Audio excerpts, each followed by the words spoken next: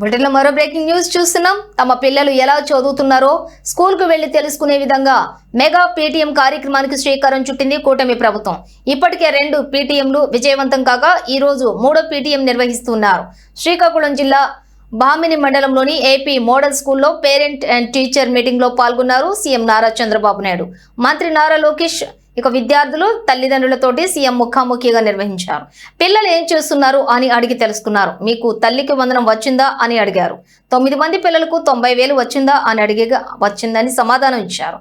అయితే రాబోయే రోజుల్లో పిల్లలు మీకు ఆస్తి అని సీఎం చంద్రబాబు తెలిపారు.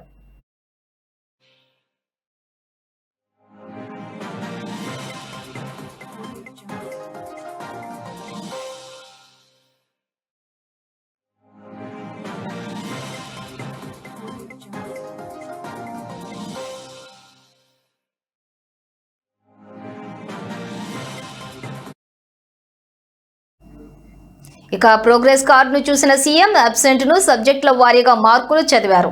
3 సబ్జెక్టులలో మార్కులు తగ్గాయి ఎందుకు అని ప్రశ్నించారు. పాఠశాలలో అన్ని వసతులు ఉన్నాయిగా అంటూ తల్లిదండ్రులను అడిగారు. తండ్రిగా నీవు ప్రతిసారి మీటింగ్లకు వచ్చారా? పిల్లలు ఎలా చదువుతున్నారో ఉపాధ్యాయులు చెబుతున్నారా లేదా అని అడిగారు. పిల్లలను అభినందించి క్లాసులో ఏర్పాటు చేసిన ఎగ్జిబిషన్ ను పరిశీలించారు. గణితం బోధిస్తున్న టీచర్తో సీఎం చంద్రబాబు నారా లోకేష్ మాట్లాడారు. తరగతి గదిలో వారికి ఏ విధంగా బోధిస్తున్నారో విద్యార్థినితో లెక్కలపై అడిగి తెలుసుకున్నారు.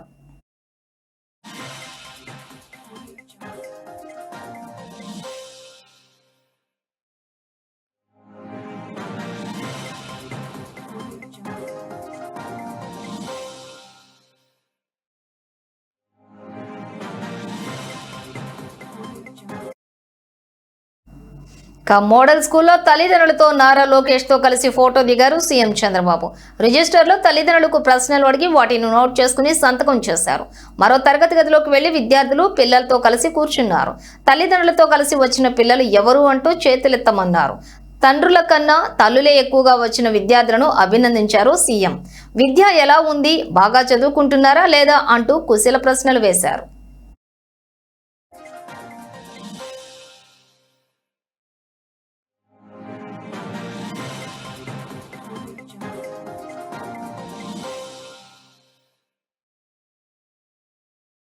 విద్యార్థులతోటి కరచాలన చేసి మరో క్లాస్కు వెళ్లి విద్యార్థినులతో మాట్లాడారు.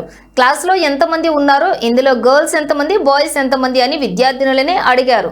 క్లాసులో చెబుతున్నటువంటి సిలబస్ ను ఇతర వివరాలను కూడా కంప్యూటర్లో ఎలా పిల్లలకు చదువు చెప్తున్నారో వివరాలను అడిగి తెలుసుకున్నారు మంత్రి లోకేష్. కంప్యూటర్ ద్వారా పాఠాలు బోధించే విధానాన్ని రిమోట్ ద్వారా ప్రారంభించారు సీఎం చంద్రబాబు.